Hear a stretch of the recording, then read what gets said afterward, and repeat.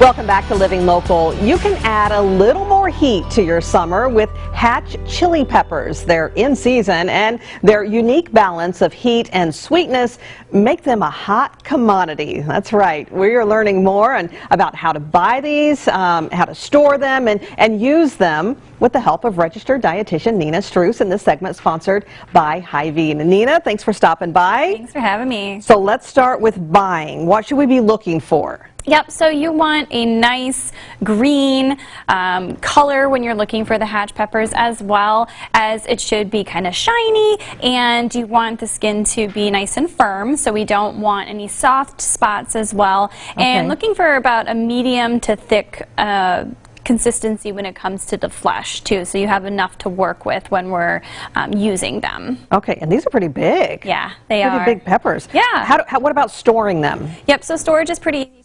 Store them in a airtight container or bag in your crisper drawer in your refrigerator for up to 5 days. Okay, what about even cut up?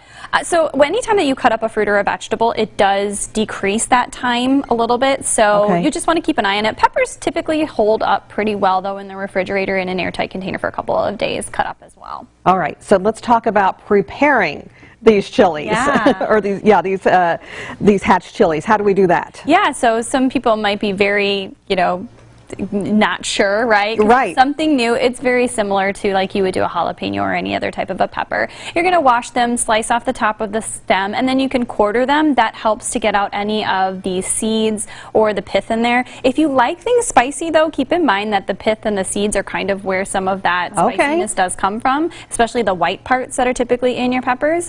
So you don't have to completely scrape that off. You want a little bit more heat, but if you don't, then you would want to take those out. Okay, good to know. So if we want to use, if kids are going to be eating this or taking part, then might want to get some of those seeds out. All right, you made some salsa. Yes. Ooh. I did. I know. It looks so yummy. So how did you make the salsa? Yes, this was a super simple recipe. So we used about 1 Hatch chili pepper in this recipe, a can of black beans, a can of corn that's been drained, some cherry tomatoes, red onion, and then we have the juice of 1 lime and a little bit of salt that's going to be in there too. Super simple, but it's nice because you get a little bit of that crispiness, a little bit of heat and sweetness coming from the pepper, and then some really great balance in terms of protein and fiber coming from the corn and the black beans too. So I know a lot of us are still having family gatherings and are looking for something super easy to bring. This is one that is also using in-season produce too.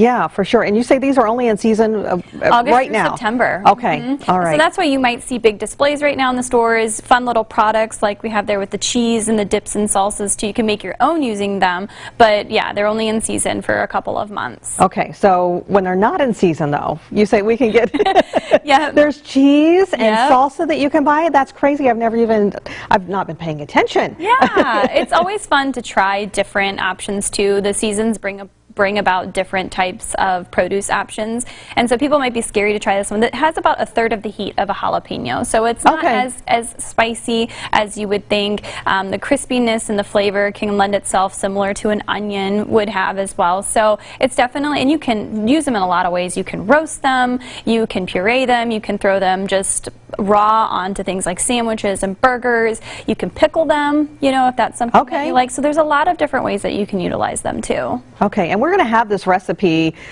for everyone at home who's watching or listening at ourquadcities.com. But it's such a healthy salsa too, right? Yeah, I mean it's filled with vegetables. Pretty much. You can pair it with some tortilla chips, your favorite kind of tortilla chips that you like, and or you could take it, you could throw it on top of eggs. I mean, you could really use the salsa in a lot of different ways. Throw it on tacos as a topping, and like a burrito. Yeah.